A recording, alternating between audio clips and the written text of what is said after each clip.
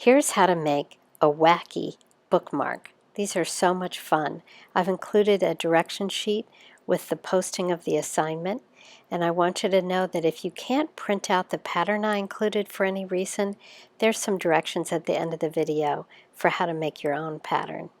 To do this, you'll need a small piece of construction paper and I found some post-it notes. I know you don't have construction paper at home necessarily, so any scraps will do.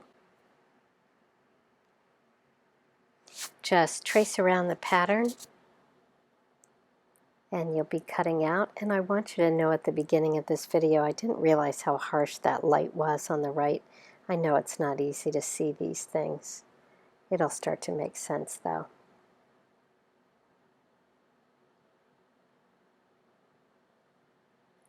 You're going to be folding on these lines, so I penciled them in for you on my model. There, I folded one down.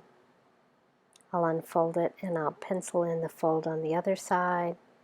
And one side usually nests underneath the other side better.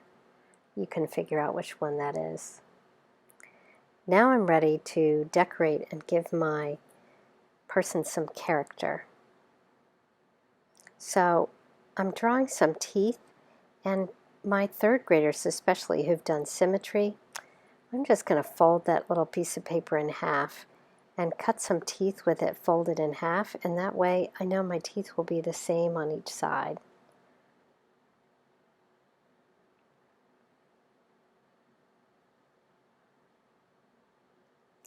When I go to glue it down, I want to make sure I glue it to the inside of one of the flaps. Otherwise my bookmark won't have a little pocket in it. So there I am gluing it on the inside edge of one of the triangles. I think I'll just draw my little spaces between the teeth. You don't have to have teeth. You could have fangs. You could have all sorts of things. I think I'll use this post-it note to make myself a tongue. And again, putting a tongue on this is just kind of fun. It's not necessary. But there it is.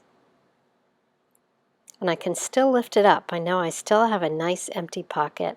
And I'm just quickly showing you how some people like to have a color in the background. You can cut a square to fit in there. I feel like I'm ready. So look at this. I'm going to glue on the flap that's going to be underneath. I'm just going to glue there. And I'll fold the other flap down. And it's important to hold these things down for your 10 seconds. And if you've done it correctly, you should still be able to insert something into that pocket you've made. Now it's just a question of figuring out what you want to do. I've cut out some eyes.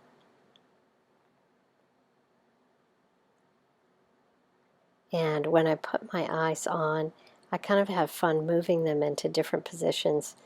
What do I want? What kind of attitude do I want my bookmark to have? I'm making some crazy hair. Get that all neatened up. And now I think I might use some crayons to just add a couple of details. I can add some eyebrows, maybe some cheeks, whatever you want to add. So when you use this in a book, what you'll do is you will open up your book, you will push it into the corner of the page you're on, close the book, and a little bit of your bookmark should stick out of the edge. And there you go.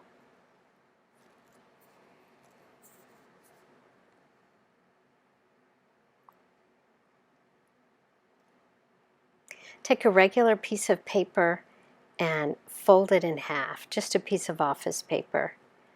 Just match up your corners, and then that line that's right down the middle, just cut down on that line. Get rid of half of that paper, you don't need it.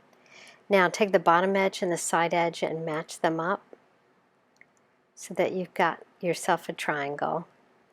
And I'm afraid my light's a little too bright here, but I'm drawing a line right on the edge where that paper met, and now I have a square. And if I follow the directions on the sheet, it tells me to fold my square in half and unfold it, fold it in half the other way and unfold it, and then two of the sides opposite each other I'm just going to fold into the middle. And I regret that this light is so bright that you can't really see what I'm drawing. But I think once I cut these off, you'll realize that if you just trim off right where these folds were, you will end up with the pattern. And there you go.